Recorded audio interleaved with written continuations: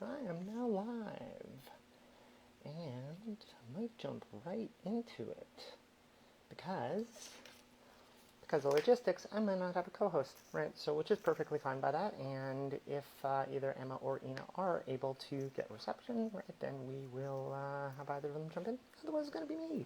So I'm going to hop into it now, which is cool. Hi, everybody. Right, it's another episode, as I like to call them, of Dwell on It. And like I said, typically it's just a rattle off of a little grab bag of a bunch of questions that have been acquired and continue to be provided of people asking for insight or curiosity of, perspective from a trans person. And so I fully acknowledge that there's lots of life experiences, and I'm happy to give examples of what my life experience is like based on your questions. So this time I've got a couple questions that were just prepped just in case Emma and Ina, or Ina, I should say, didn't have it in their own grab bag. I just had some stuff over here randomly just to go ahead and pick some out, and so we'll see what we can do. Usually ballpark for about half an hour. And we'll see where we go from there. So, the first one that I did grab, which actually I really liked as a question, was, what motivated you to come out? I know I've mentioned that a few times randomly, never as a direct topic, and so I'm more than happy to share it again. And I'm going to interpret the way that the question was phrased as to transition. But both aren't the same question, but they're absolutely interconnected. And the reason why I say that is undergoing HRT, hormone replacement therapy, which is not mandatory for trans individuals to be trans, and I want to make that clear. But undergoing HRT, there absolutely are body changes as time goes on. So inevitably, by being on HRT, I'm also kind of on the clock eventually, right? There's going to be a point where somebody would say, like, are those new? I'm like, oh, you noticed, right? Like, you can't hide it forever unless you really want to, but then you're kind of, it's a difficult position to be in. But believe me, that even when I started transitioning, I was assuming that, just based on my own timeline, that I would just continue to be a lumpy potato in a corner office for Lord knows how long. And I was investing in, clothing that would, and not even clothing, but like high impact sports bras to intentionally like flatten a chest as much as possible. So that, just as an example, even though hair would grow out, and like these are obviously going to be inevitable too, and so on, right? So I'll combine both the concepts. The coming out was absolutely abrupt, and that is going to be the highlight to this topic. But let's start with transitioning. In a past life, all of my relationships involved packing Taylor away, right? To just go ahead and try to live Brad's life, hoping that I would end up being in a relationship that, by just being loved to be Brad, right, or being loved as Brad, was enough to suppress my internal knowledge that Brad wasn't the right person there. And so I would try to be in relationships where I would just suppress Taylor for Lord knows how long, whatever the length of the relationship would be. And then that relationship would ultimately fail because I'm not being conducive to being part of a healthy relationship, because I'm not allowing myself to be vulnerable. I'm not allowing myself to let my hopefully potential partner allow themselves into my life. I was being incredibly guarded and very secure, and it wasn't working. You weren't getting all of me while I was trying to be accepted as what I was giving. It just doesn't work like that, literally. So what ended up happening, pardon me, after my last meaningful relationship, especially one that you'd say like boyfriend girlfriend status or whatever it would be, it was after that relationship ended that I told myself that I can't keep packing and unpacking Taylor. I can't do it. I can't live in drawers, right? Or I can't be very restrictive about, when anyone would come over or whatever. And decided that it was an important thing for me to accept that any future relationships would involve understanding that Taylor exists in some status. I was still having difficulty accepting the reality that I was a trans woman, or am a trans woman, but I was still having trouble accepting that part, but I knew that the element of Taylor existing in my life had to be acknowledged.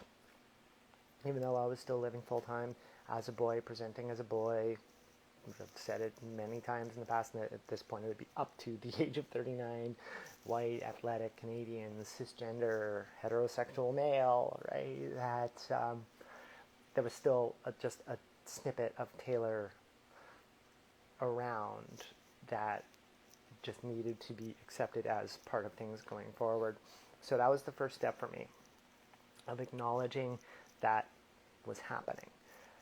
And as time was going on, I was not in any other meaningful relationships, not like I was looking or whatever anyway, and then it just continued to sit with me that it's not enough to just say that's enough, that I knew that I ultimately had to recognize and act on my reality, and my reality being a trans woman.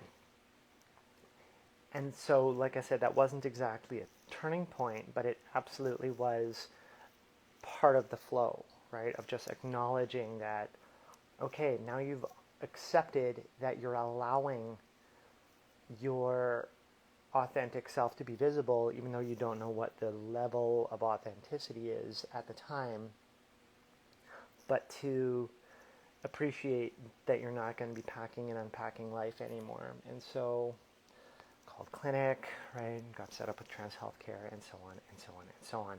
And so that became my biggest thing when it came to motivating myself to transition, because I knew that for all intents and purposes that I've tried and failed and tried and failed and tried and failed to live a life that wasn't authentic, and knew that the more that I would continue to sit and stir and hope that it would just go away,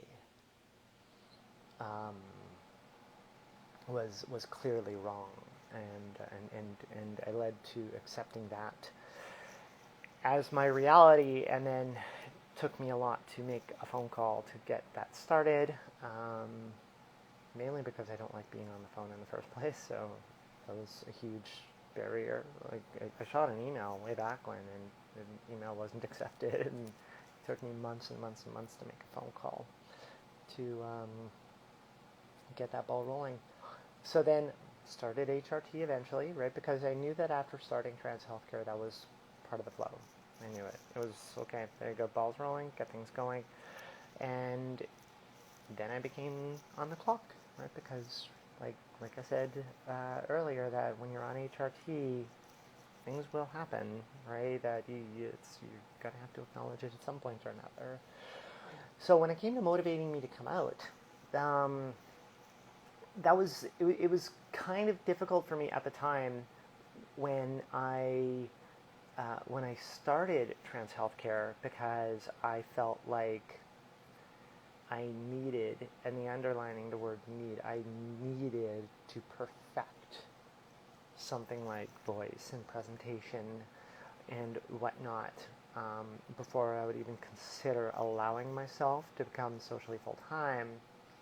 And because I'm competitive in that sort of way, I also felt like that's not unreasonable to achieve, right? Because if I put my mind to it, I can very likely go ahead and achieve those tangible targets, if we want to call it that, faster than you would see noticeable physical changes from HRT. And then adding the fact that even when it comes to like laser hair removal and whatnot, I didn't even like shaving anyway, right? So realistically, that I wasn't going to lose any sleep over no longer having any facial hair, and furthering that too was also my own sense of being scared, I guess, right, and uncertain about. Like, I was incredibly certain, but I was still having difficulty accepting my reality, because I knew that if for any reason in life that I needed to pull like the emergency chute, that when it comes to something like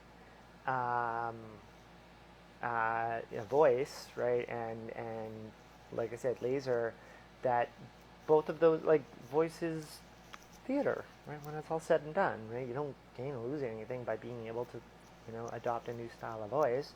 So I had no loss there, but it absolutely was a target of mine to have everything set. So those are the things that I had in my mind when it came to coming out, to know that when it was showtime, as I'd like to call it, that it for sure is, okay, you're there, you're 100% ready to go.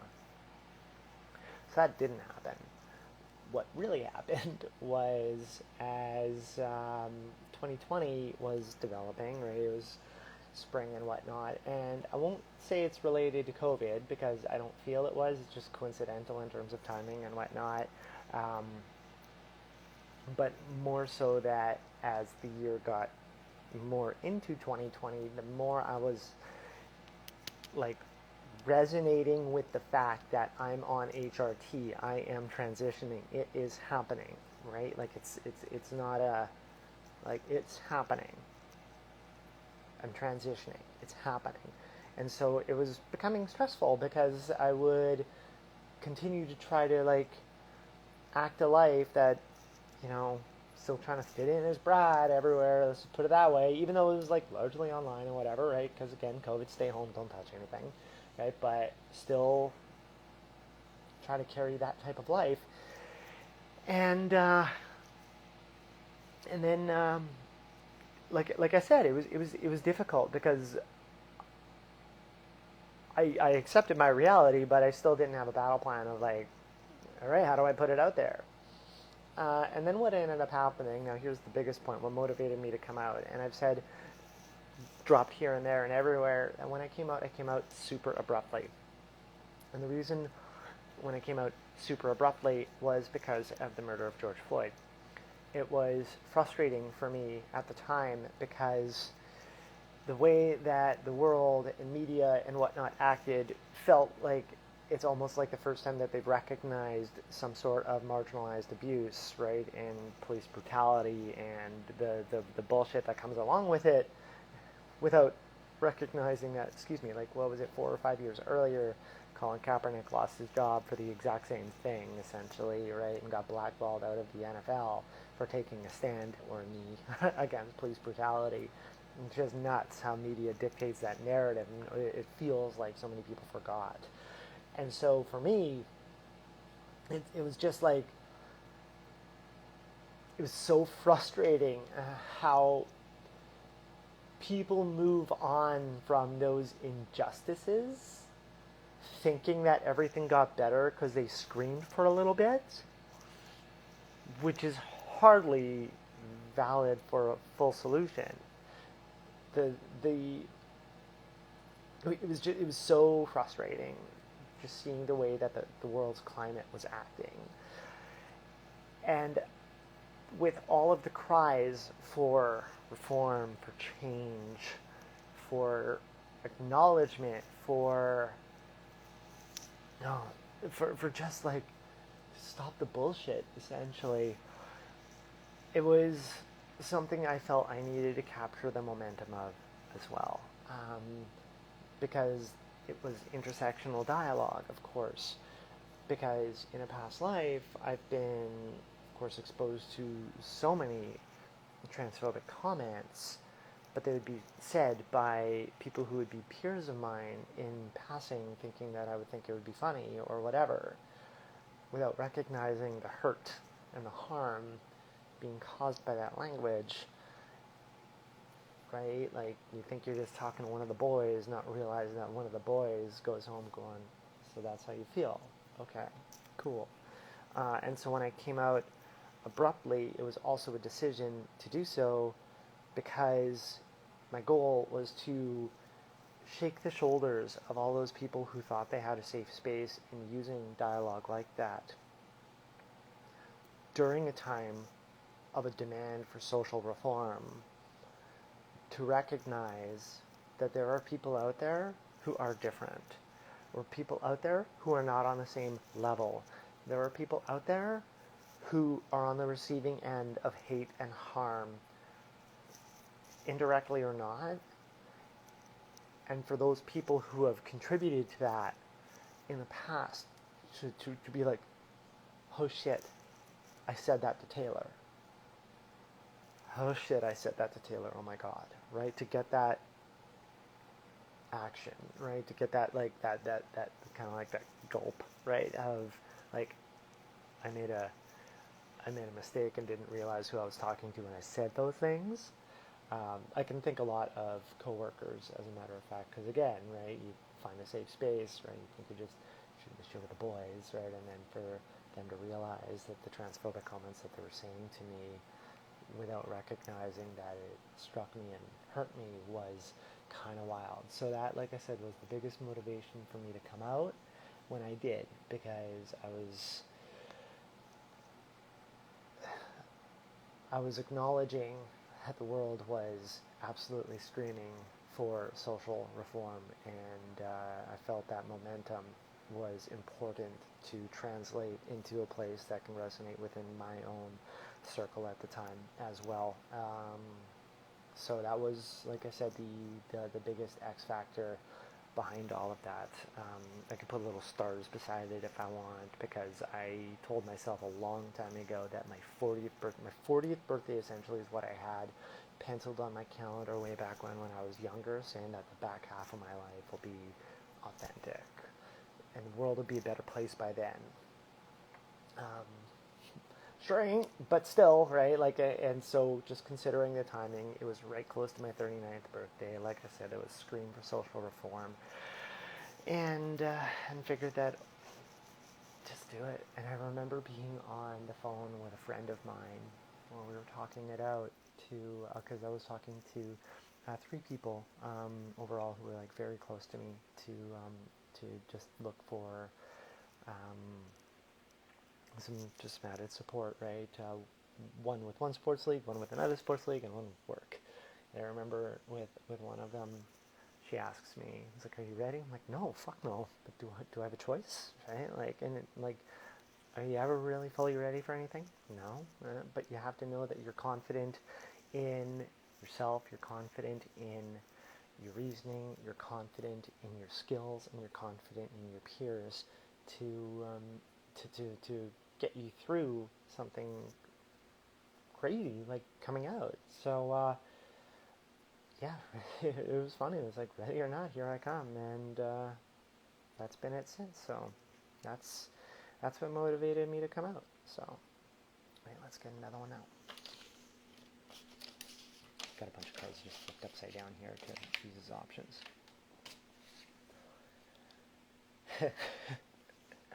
Does transitioning to a woman mean you like men now? No, it doesn't. I almost forgot about that one. Does transitioning to a woman mean you like men now? No. No, definitely not. It's a cute question.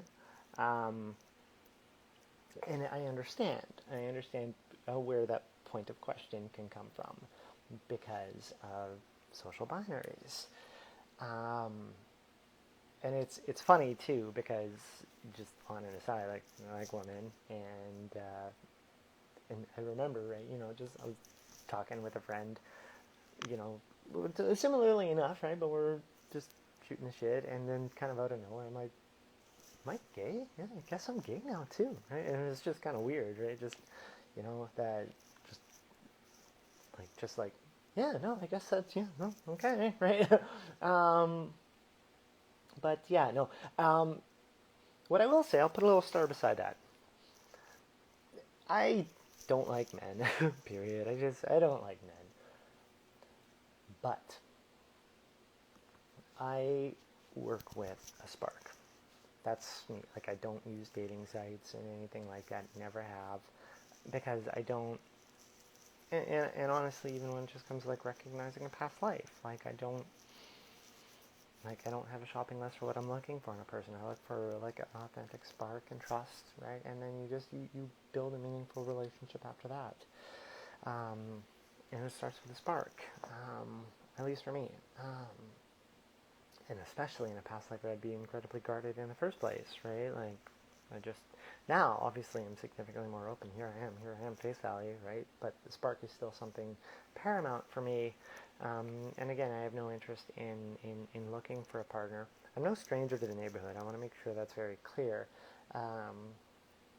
But I've just never vibed with men at all. But, like I said, little star beside it because of the spark. You never know, right? Like, that's the one thing that I also keep really important as a note, because, again, as cheesy as it is love, right? And I'm always of the belief that if you love your partner, you make something work. And sometimes it doesn't always work because you need both people to be 100% on board with that. You can't do everything for one person and you don't get it reciprocated back, right? But for two people, or let's be honest, right? It's 2021, 2+ people, right? But for a loving relationship, if the people involved in the relationship truly love each other and they love each other, they'll make it work no matter what the bits and pieces are, no matter what the likes and dislikes are, no matter what the preferences are, because there's compromise and there's learning and understanding and discovering and all those types of things. Inherently, like I said, out of the gate, just not into men. Never have been. And it's funny because, contrary to what I was literally just saying right there, I still have, like, high expectations in my own head, right? Like, I'm 6'1" and athletic, and I like to consider myself well versed and educated, and I love meaningful conversations and so on. And to me, it's just like you need, like, an incredibly unique person to go ahead and fit things that I would consider as, things that I would find attractive. And it's funny saying that at the same time too, because I'm just kind of just happy doing my own thing anyway, so I might not even like anybody. I don't know. But what I will say, I want to add some uniqueness to the question as well. It's very well documented that for people who transition, that it is entirely possible for your orientation to change at the same time too. A lot of reasons to that as well. It's definitely not a magic pill that all of a sudden, makes you like different body parts or whatever. But it's just a lot of differences, right? For example, let's say, remember I was just talking about operating with the spark, right? Which is important to me. So my social climate is adjusting significantly compared to what life was like before transition. And so, for all we know, in environments that I would be in, and again, let's assume like a post-COVID world where we are allowed more social commiserating and whatnot, perhaps I will be in environments where I'm more receptive to sparks from other types of people, should I find that right? Maybe, maybe a guy would bump up to, well, he'd have to be pretty tall to bump shoulders with me, but you know what I mean. But maybe he would bump shoulders with me and then get that little flutter in the tummy. I don't know, right? So do I, like I said, like when it comes to the question, does transitioning to women mean you like men now? No, right? But like I said, I don't hunt, but I also don't specifically Like, I definitely don't look, and definitely not top of the cards, and definitely not anything that I, go to bed dreaming about or anything like that. But when the spark is right, you make it work, right? So, and like I said, though, that just based on transitioning with HRT, like, there's a lot of things, and like I alluded to earlier, right? There's a social bit, right? Of course, your hormones are changing too, regardless if it's male to female, female to male, male to non-binary, female to non-binary. Everyone's got their different values of what they are, how they choose um, um, with gender in their lives. Um, yeah, yeah, but yeah. So like, and again, right? Where even when I was just mentioning about the previous question, like hormone replacement therapy, hormone replacement therapy is not synonymous with being trans, or you can be trans and not use HRT. So anyway, like I said, massive dynamic of this and that. But if you do go on HRT, it is entirely possible that the hormone change does also affect your preference. So, yeah, like, and I, I still remember it was actually one of the very first questions too that I've actually ever been asked. That after I started coming out, one of the very first questions. Yeah, and the second is, what are you doing with the whatever? And full disclosure, that is an invasive question. Um, I talked about it before. Maybe I'll answer it if someone asks me again. But yeah, I just find that so funny. Right, let's grab another.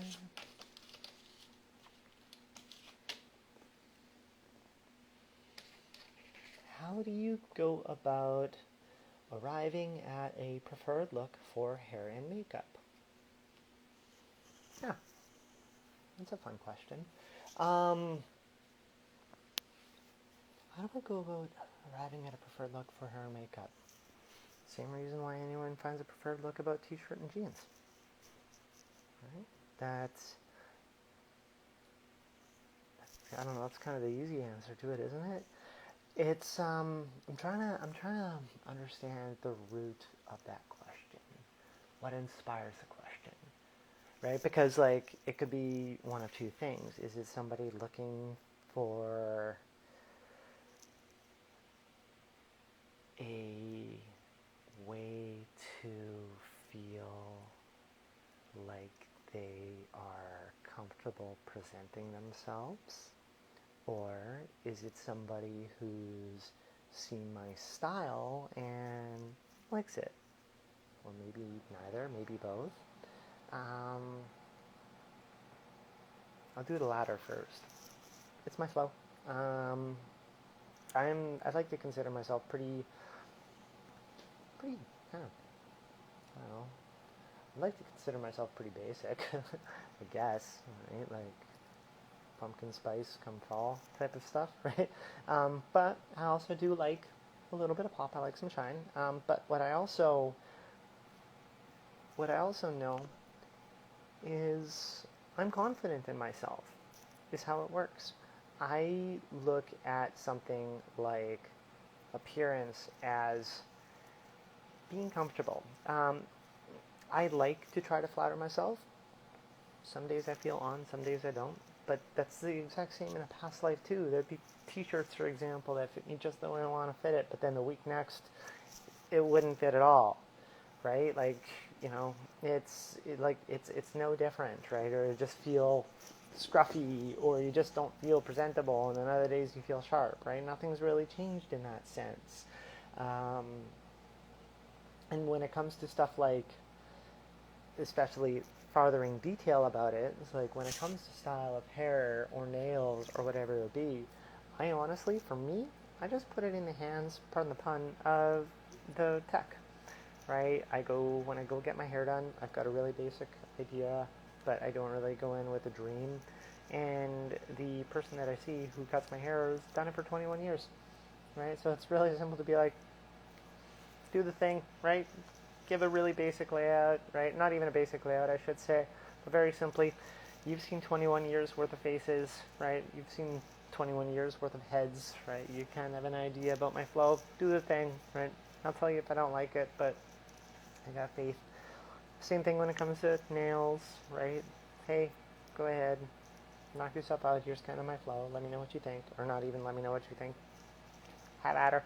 I'm kind of loose like that though. That I'll I like allowing others to try to represent their style, right? And I learn from that. And when it comes to makeup, like honestly for me, you know, I'm no stranger to being around women, and so I've always just observed. I don't really follow like YouTube tutorials or anything like that because there are billions of them, and it's overwhelming and confusing. But for me, it's just been trial and error, right? Where do whatever I want, and then I get flattered on it. I'm like, okay, all right, flattery is a good thing, right? And go from there. And flattery aside, though, I'm happy. I'm comfortable. That's how I go about it. Do it until I'm happy with it. Because if anyone has any sort of criticism, that's a them thing, not a me thing, right? I'm happy and I'm comfortable. If you don't like it, that's a you problem, not a me problem.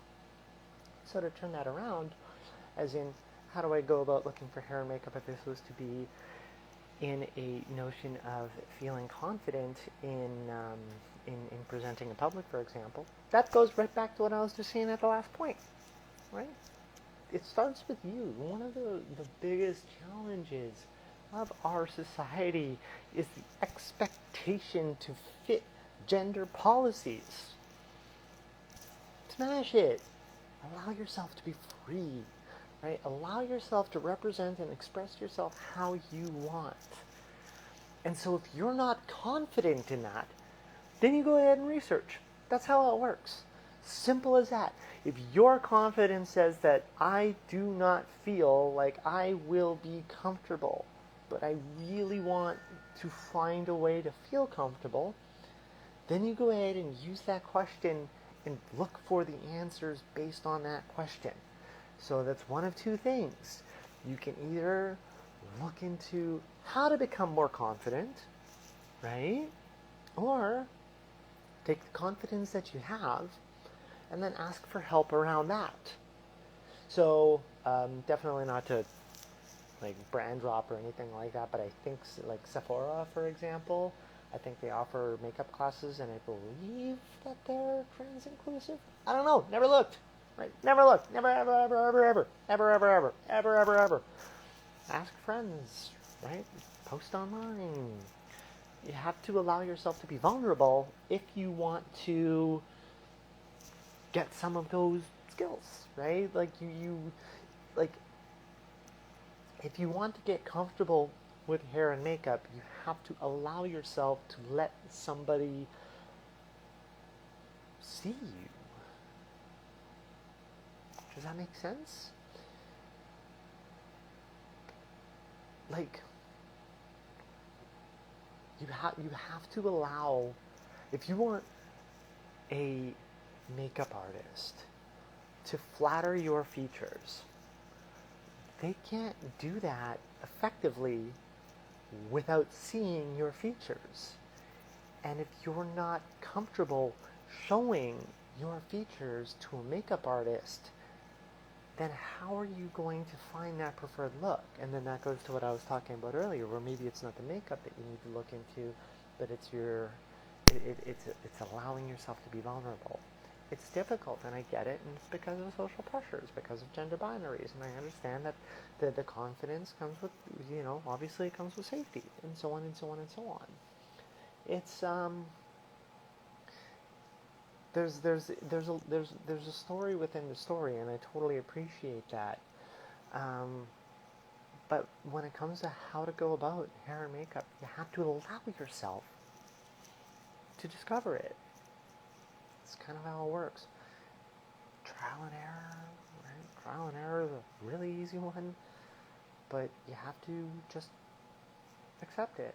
But again, it's not exclusive to being trans either. Buy a t-shirt, right? Like in a past life, buy a t-shirt and try it, right? Does it fit? No. Do I like it? Do I like the color? No. People wonder, oh, that's weird. You haven't worn that color before. Okay, thank you for the feedback, right? Like, no, they're different different types of jeans, different types of shoes, right? You know, different types of glasses, right? All of those things. It's a completely intersectional question, right? In terms of how to be comfortable with whatever.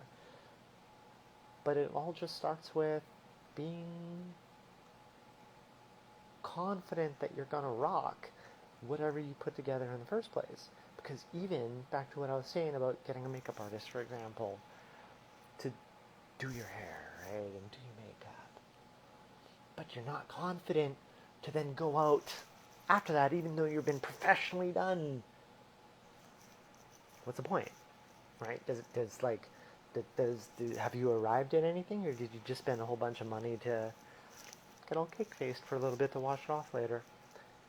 So, story within the story, but how do you go about? Just be comfortable. Trial and error, right? Different styles, different flavors, different formats. That's how what I would suggest with that. For me, like I said, pretty plain, right? I like to think pretty plain, right? Plain Jane. I don't really jump out when it comes to anything like colors. I do like to do a little bit of pop around the eye, as we can tell too. Like this is storytelling, right? But I don't have, like, when I was talking to my tech about nails and whatever, I don't have incredibly flashy color or anything like that, because I still like to, like, my flow is like, what was it said? A silent elegance, which I like, right? Which is fine. I don't need to go over and above, but I do like to put something together, right? So it's all personal preference. There's no handbook for that. So to whoever asked that question, right, and if you're watching, I hope that inspires you. You're gonna look great no matter what you put together, unless you're putting something together already really good. And but yeah, no. How do you put a preferred look together?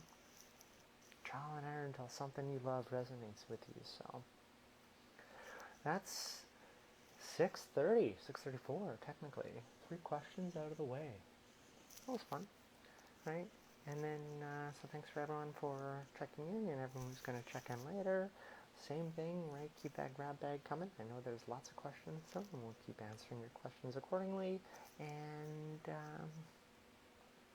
yeah, that's about the long and short of it. So I hope everyone has a great rest of your whatever time it is, right, that you're watching this. And we'll talk later.